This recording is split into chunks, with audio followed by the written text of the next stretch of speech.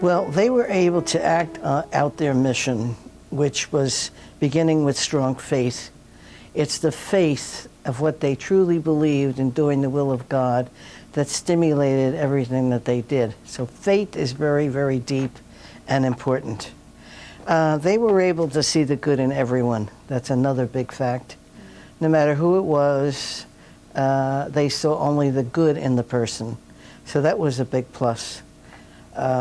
They saw their past behaviors and the disease and saw God's love in everything they encountered. And so that was a big thing for them, is that no matter what, they saw down deep the person as belonging to God.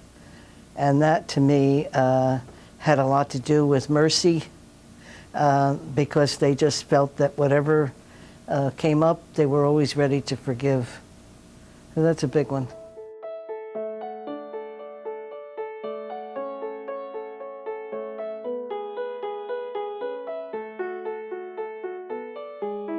Well, one of the big ways was they approached humanistically, the human person, as bad as they looked, because that disease of leprosy was not very pleasant to look at.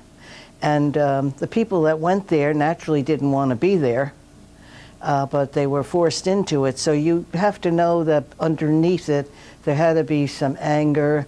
There had to be a lot of things of why, why me? Why am I here? And yet that was overlooked. And to me, that takes a lot. And that's probably one of the things that they looked into, as being very human with the person, knowing there's underlying reasons of why they did things. So the humanistic approach, the compassion and love. And as I say, there's nothing you can do without love, because when you love someone, no matter what they do, you're always ready to forgive and forget. So that was Mother Marianne and Damien. Mother Marianne is the one that I would say that I really have zeroed in on, because I am very passionate about spreading her legacy, the wonderful person that she was. But the love and caring that she had for these individuals was very above and beyond health care. Even though they needed the care, she gave all the human needs to them, the feeling of not being alone, a feeling of trying to make things pleasant. She made them clothes. She taught them to sew. She did some nice things that you would do in everyday living, even if you weren't separated from everybody else. So she made the surroundings as possible, as much as she could, to be normal. And that meant looking nice. And the girls had said to her in one of her letters, why are you doing this? Because I'm going to die anyway. But we live one day at a time. She tried to stress that, to living each day as fully as you can and as pleasant as you can. Teaching them to do crafts, making little things for their rooms, and trying to plant the trees, fruits and flowers.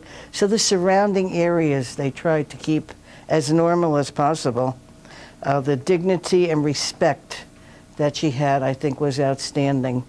And that goes along with our Pope Francis, the dignity of the human person, which is so important.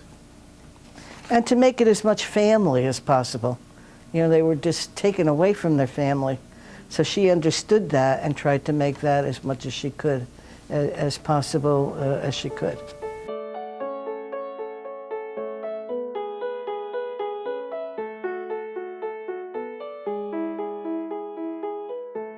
Well, I'd like to refer back to their example of being forgiving and very patient.